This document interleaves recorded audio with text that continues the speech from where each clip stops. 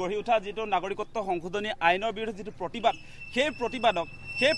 নৎসাত কৰি কেন্দ্ৰৰ বিজেপি চৰকাৰখনে বলপূৰ্বকভাৱে যোৱাকালি নাগৰিকত্ব সংশোধনী আইনৰ সকলো বিধি বলবৎ কৰিছে অসমীয়া জাতিসত্তাৰ বিৰুদ্ধে তেওঁলোকে সিদ্ধান্ত লৈছে আমি কোনো কাৰণতে কৃষক মুক্তি সংগ্ৰাম সমিতিয়ে আমাৰ দেহত শেষ বিন্দু তেজ থকালৈকে আমি কা নামানো আমি কোনো কাৰণতে জাতিটোক ধ্বংস কৰিব পৰা নাগৰিকত্ব সংশোধনী আইন কেতিয়াও মানি ল'ব নোৱাৰো আপোনালোকে নিশ্চয় জানে যে এই আইনখনৰ জৰিয়তে বাংলাদেশ পাকিস্তান আৰু আফগানিস্তানৰ পৰা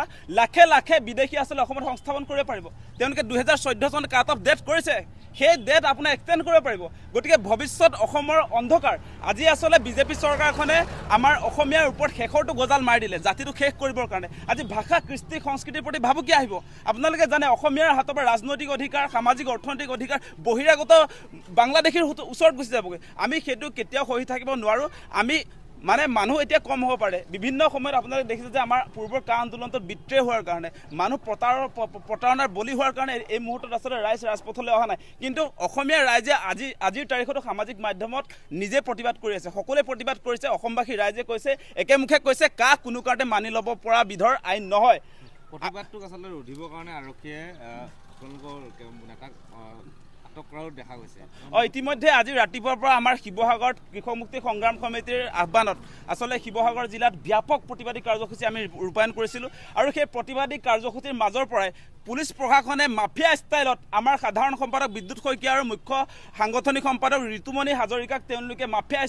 ষ্টাইলত আটক কৰি এতিয়ালৈকে তেওঁলোকে আটক কৰি ৰাখিছে আৰু পৰৱৰ্তী সময়ত গ্ৰেপ্তাৰ কৰিব বুলি আমি শুনিবলৈ পাইছোঁ কিন্তু আপোনালোকে গ্ৰেপ্তাৰৰ ভয় দেখুৱাই লাভ নাই জিপি সিঙক কৈছোঁ হিমন্ত বিশ্ব শৰ্মাক কৈছোঁ কৃষক মুক্তিৰ নেতা কৰ্মীক আপোনালোকে ভয় দেখুৱাই লাভ নাই আমি ভয় খাই যাবলগীয়া মানুহ নহয় আমি জেলত মৰি যাম লাগিলে আপোনালোকে গুলিয়াই মাৰিব খুজিলেও আমি বুকু পাতি ল'ম আমি কোনো কাৰণতে জাতিটোক ধ্বংস কৰিব পৰা নাগৰিকত্ব সংশোধনী আইন মানি নলওঁ সেইটো আমাৰ ষ্ট্ৰেট ফৰৱাৰ্ড কথা ইয়াৰ পৰা এক বিন্দু আমি পিছু হুকি নাযাওঁ সেই কথা আমি সকীয়াই দিছোঁ আৰু আমি দেখিছোঁ আমাৰ নেতা কৰ্মীৰ ওপৰত সাংঘাতিক ধৰণৰ প্ৰেছাৰ মোৰ ওপৰতো এতিয়ালৈকে আপোনাৰ 4-5খনকৈ নটিচ ইছ্যু কৰিছে ঘৰত প্ৰেছাৰ দিছে গতিকে আমি সেই চৰকাৰী নিৰ্যাতন কেতিয়াও আমি আচলতে ভয়